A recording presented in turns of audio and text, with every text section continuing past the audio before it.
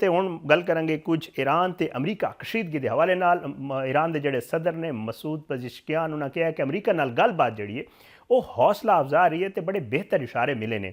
Iran ਅਮਰੀਕੀ ਇਕਦਾਮਾਤ ਉੱਤੇ ਕੜੀ ਨਜ਼ਰ ਰੱਖੇ ਹੋਏ ਸੋਸ਼ਲ ਮੀਡੀਆ ਪਲੇਟਫਾਰਮ ਐਕਸ ਉੱਤੇ ਬਿਆਨ ਜਾਰੀ ਕਰਦੇ ਹੋਏ ईरानी ਸਦਰ ਦਾ ਇਹ ਕਹਿਣਾ ਸੀ ਕਿ ईरान ਖਿੱਤੇ 'ਚ ਅਮਨ ਤੇ ਇਸਤਹਿਕਾਮ ਲਈ ਪੁਰਅਜ਼ਮ ਹੈ। ਹਾਲੀਆ ਮੁਜ਼ਾਕਰਾਤ ਵਿੱਚ ਅਮਲੀ ਤਜਾਵੀਜ਼ ਦਾ ਤਬਾਦਲਾ ਹੋਇਆ ਤੇ ਮੁਸਬਤ ਇਸ਼ਾਰੇ ਜਿਹੜੇ ਸਾਹਮਣੇ ਆਏ ਨੇ। ईरानी ਸਦਰ ਦਾ ਇਹ ਕਹਿਣਾ ਸੀ ਕਿ ਜੀ ਅਸੀਂ ਅਮਰੀਕਾ ਦੇ ਇਕਦਾਮਾਤ ਉੱਤੇ ਬੜੀ ਗਹਿਰੀ ਨਜ਼ਰ ਰੱਖੀ ਹੋਈ ਆ ਤੇ ਜਿਹੜਾ ਹੈ ਹਰ ਮੁਮਕਿਨ ਸੂਰਤ ਹਾਲ ਲਈ ਅਸੀਂ ਜ਼ਰੂਰੀ ਤਿਆਰੀਆਂ ਵੀ ਮੁਕੰਮਲ ਕਰ ਲਈਆਂ ਨੇ। ਇਸ ਤੋਂ ਪਹਿਲਾਂ ਅਬਾਸ ਇਰਾਕਚੀ ਨੇ ਇਹ ਵੀ ਕਿਹਾ ਸੀ ਕਿ ਅਮਰੀਕੀ ਨੁਮਾਇੰਦਾ ਖਸੂਸੀ ਸਟੀਵ ਵਿਟਕੋਫ ਨਾਲ ਜਨੀਵਾ ਵਿੱਚ ਜੁਮੇਰਾਤ ਨੂੰ ਮੁਲਾਕਾਤ ਹੋ ਸਕਦੀ ਹੈ, ਜਿਹੜੀ ਆਉਣ ਵਾਲੀ ਜੁਮੇਰਾਤ ਹੈ। ईरानी वज़ीर ख़ारजा ने आखिया सी कि अगर अमरीका ने ईरान उत्ते हमला किया तो ईरान को अपने दिफा का पूरा हक हासिल है। ताहम उन्हें यह भी कहा कि जी सफारती हल का बेहतर इम्कान मौजूद है। ईरान ने जोहरी मुज़ाकरात अमरीका को अपनी तेल सनत की विच भी सरमायाकारी की पेशकश कर दी है, जी कि कहा जा रहा है कि इन्होंने मुज़ाकरात भी इस पर गलबात हुई है।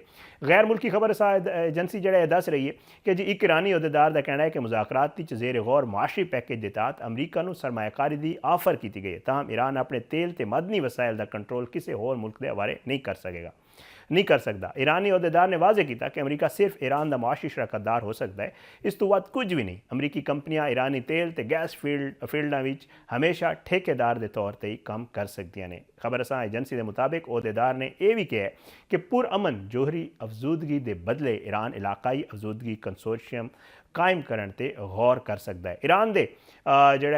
ईरान के खिलाफ अगर वड्डी फौजी ते बहरी ताकत जमा करने के बावजूद यही खबर आ रही है कि जी ईरान वालों हथियार न सुट्टण ते डोनाल्ड ट्रंप बड़े मायूस नज़र आ रहे हैं। अमरीकी सदर के खसूसी एलची स्टीव विटकॉफ ने एक इंटरव्यू से इतराफ़ किया है कि सदर ट्रंप ने इन्हों तो पूछा कि अपने इन्ने दबाव ते बहरी ताकत की मौजूदगी के बावजूद ईरान हथियार क्यों नहीं सुट रहा तो ऐलान क्यों नहीं कर रहा हथियार छोड़ने का।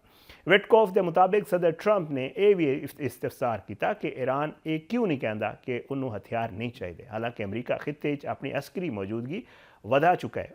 वाद रहे अमरीका ने ईरान मुज़ाकरात जो अमरीका तो ईरान के दरमियान मुज़ाकरात के दौर हो चुके हैं, ताहम हुण तक कोई नुमाया जी पेशरफ्त सामने नहीं आई। दूजे पासे अमरीका जो मशरक वस्ते अपनी फौजी कुवत भी मजीद वधा रहा है तो एक और अमरीकी त्यारा बरदार जो जहाज़ एयरक्राफ्ट कैरियर उन्होंने भी जोड़ा ईरान वाल उसने भेज दिता है तो वह भी अगे वध रहा है। ईरान अमरीका सूरत हाल के रुख अख्तियार कर ली है। साढ़े नाल मौजूद ने major general retire Zaid Mahmood साहब। पिछले सैगमेंट असीं गल कर रहे सां अफगान पाकिस्तान जोड़े ताल्लुकात ने उस हवाले नाल जरा हुण ईरान अमरीका जोड़े ताल्लुकात चल रहे हैं, क्योंकि वह भी डायरैक्ट असर है खिते की सूरत हाल के उत्ते। मैं चाहांगा कि जरा वो ही अपना इनपुट दो।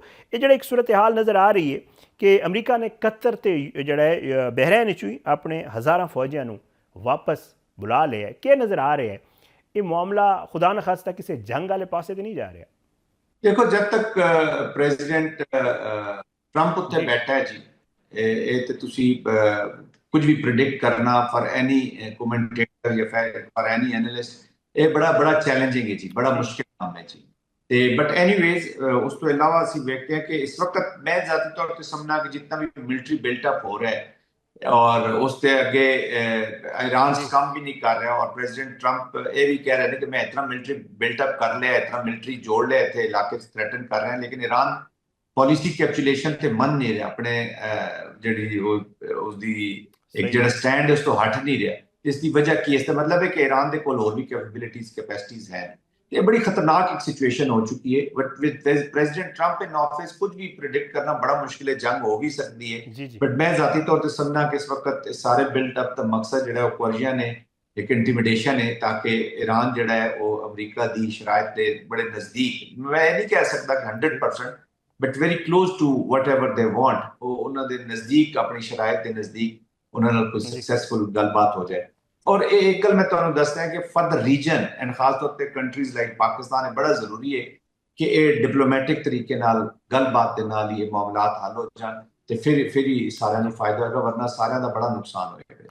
जनरल साहब ईरान जो मुआहदे कर रहे हैं, दिफाई मुआहदे कर रहे हैं, अज भी तुसी भी खबर वेखी होगी कि ईरान ने जो रूस नाल भी एक दिफाई मुआहदे के तहत जो वो जदीद वर्बा मिसाइल जो वो खरीदे ने, तो अलावा चीन भी सपोर्ट कर रहे हैं। अगर जिस तरह तुहानू पता है कि बिल्डअप हो रहा है, अमरीका कोशिश कर रहा है कि वो ज़्यादा तो ज़्यादा ਪ੍ਰੈਸ਼ਰ ਜਿਹੜਾ ਹੈ ਉਹ ਬਣਾਵੇ ਈਰਾਨ ਦੇ ਉੱਤੇ।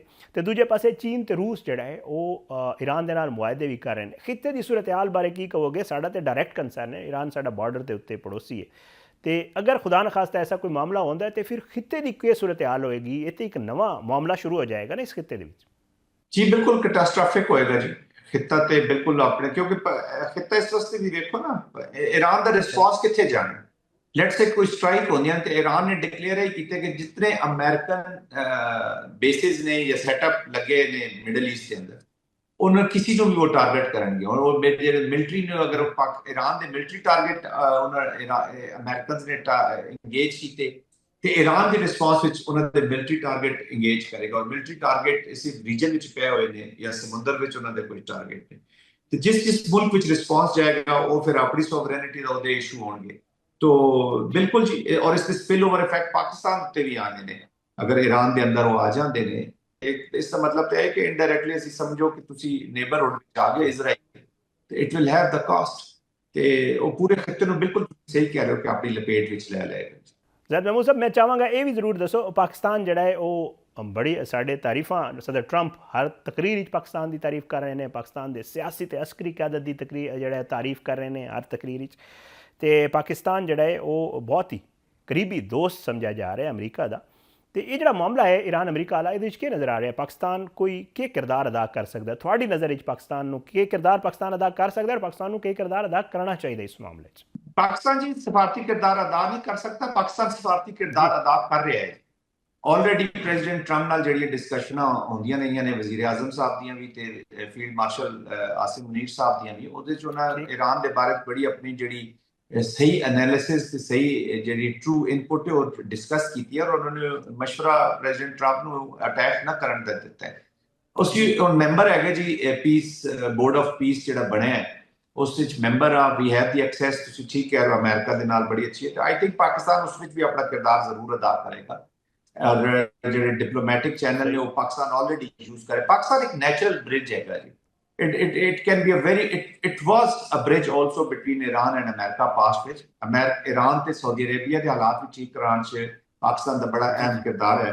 ਕੁਝ ਖਾਮੋਸ਼ ਡਿਪਲੋਮੇਸੀ ਨਾਲ ਬੜੇ ਕੰਮ ਹੋ ਰਹੇ ਨੇ, ਲੇਕਿਨ ਪਾਕਿਸਤਾਨ ਇਸ ਬ੍ਰਿਜ ਹੋਣ ਦਾ ਫਾਇਦਾ ਪੂਰਾ ਉਠਾ ਸਕਦਾ ਹੈ ਔਰ ਇੱਕ ਫੈਕਟਰ ਆਫ ਸਟੇਬਿਲਿਟੀ ਹੋਣ ਦਾ ਪੂਰਾ ਫਾਇਦਾ ਉਠਾ ਸਕਦਾ ਹੈ ਔਰ ਸਟੇਬਿਲਿਟੀ ਲਿਆ ਸਕਦਾ ਹੈ। ਆਈ ਥਿੰਕ ਉਹ ਈਰਾਨ ਅਮਰੀਕਾ ਤੇ ਪੂਰਾ ਜ਼ੋਰ ਦੇਣਗੇ, ਸਾਊਦੀ ਅਰਬ ਨੂੰ ਸਮਝਾਉਣਗੇ, ਬਾਕੀ ਅਰਬ ਕੰਟਰੀ ਨੂੰ ਸਮਝਾਉਣਗੇ ਕਿ ਜੰਗ ਮਸਲੇ ਦਾ ਹੱਲ ਨਹੀਂ ਹੈ। ਸਾਰੇ ਅਰਬ ਵਰਲਡ ਨੂੰ, ਪੂਰੇ ਵੈਲੀ, ਜਾਰਡਨ ਵੈਲੀ, ਸਾਊਦੀ ਅਰੇਬੀਆ, ਇਸ ਪੂਰੇ ਖਿੱਤੇ, ਔਰ ਆਫ ਕੋਰਸ ਪਾਕਿਸਤਾਨ ਦਾ ਆਪਣਾ ਵੀ ਇੰਟਰਸਟ ਇਸ ਵਿੱਚ ਕਿ ਪਾਕਿਸਤਾਨ ਨੇ ਰੋਲ ਪਲੇ ਕਰੇ, ਔਰ ਪਾਕਿਸਤਾਨ ਨੇ ਰੋਲ ਪਲੇ ਕਰ ਰਿਹਾ ਜੀ। ਆਈ ਥਿੰਕ ਇਸ ਤੇ ਹੋਰ ਜ਼ੋਰ ਦੇਣਾ ਚਾਹੀਦਾ, ਸਾਨੂੰ ਥੋੜੀ ਜਿਹੀ ਹੋਰ ਅਗਰੈਸਿਵ ਡਿਪਲੋਮੇਸੀ ਕਰਨੀ ਚਾਹੀਦੀ ਹੈ ਈਰਾਨੀਅਨ ਮਾਮਲੇ ਵਿੱਚ, ਤਾਂ ਕਿ ਜੰਗ ਸ਼ੁਰੂ ਹੀ ਨਾ ਹੋਵੇ।